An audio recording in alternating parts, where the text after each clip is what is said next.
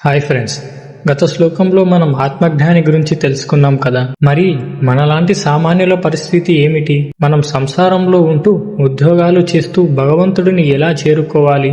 దీనికి శ్రీకృష్ణ పరమాత్మ ఈ శ్లోకంలో ఒక అద్భుతమైన ప్రాక్టికల్ టెక్నిక్ చెప్పారు. మనం చేసే పనినే యోగంగా ఎలా మార్చుకోవాలో ఈ రోజు తెలుసుకుందాం. ముందుగా శ్లోకం అర్థం ఏంటంటే, కృష్ణుడు అర్జునుడిని ఈ విధంగా కర్తవ్య బోధన చేస్తున్నాడు. అర్జున, నువ్వు ఫలితం మీద ఆసక్తిని వదిలిపెట్టి ఎల్లప్పుడూ చేయవలసిన పనులను చక్కగా నిర్వర్తించు. ఎందుకంటే ఆసక్తి లేకుండా కర్మలు చేసే మనిషి పరమపదాన్ని పొందుతాడు. దీని అర్థం ఏంటంటే, ఇక్కడ ఆసక్తి లేకపోవడం అంటే పని మీద నిర్లక్ష్యం కాదు, పని వల్ల వచ్చే ఫలితం మీద అతిగా ఆధారపడకుండా ఉండటం. కర్మ అంటే బాధ్యత. మనం ఏ స్థితిలో ఉన్నా మనకు నిర్దేశించిన బాధ్యతలను ఎప్పుడూ వాయిదా వేయకుండా చేయాలి. సాధారణంగా మోక్షం అంటే అడవులకు వెళ్తేనే వస్తుంది అనుకుంటారు.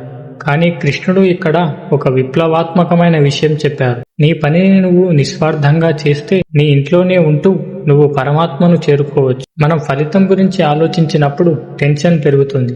అదే పని మీద మాత్రమే దృష్టి పెడితే పని నాణ్యత పెరుగుతుంది, మానసిక ప్రశాంతత లభిస్తుంది. ఒక క్రీడాకారుడు గెలవడం గురించి మాత్రమే ఆలోచిస్తే ఒత్తిడికి లోనవుతాడు.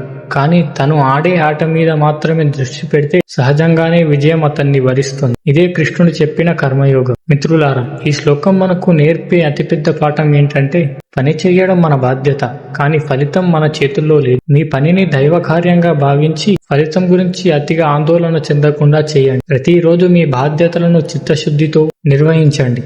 అదే మిమ్మల్ని అత్యున్నత స్థితికి చేరుస్తుంది. ఫలితం కోసం కాకుండా పవిత్రత కోసం పనిచేసేవాడే అసలైన యోగి. మరి ఇలాంటి నిస్వార్థ కర్మలు చేసి మోక్షం పొందిన వారు ఎవరైనా ఉన్నారా? జనక మహారాజు వంటి వారు ఏం చేశారు? వీటి గురించి తర్వాతి శ్లోకంలో తెలుసుకుందాం. భగవద్గీతలోని ఇలాంటి లైఫ్ మేనేజ్మెంట్ సూత్రాల కోసం మన ఛానల్ ని సబ్స్క్రైబ్ చేసుకోండి. జై శ్రీకృష్ణ.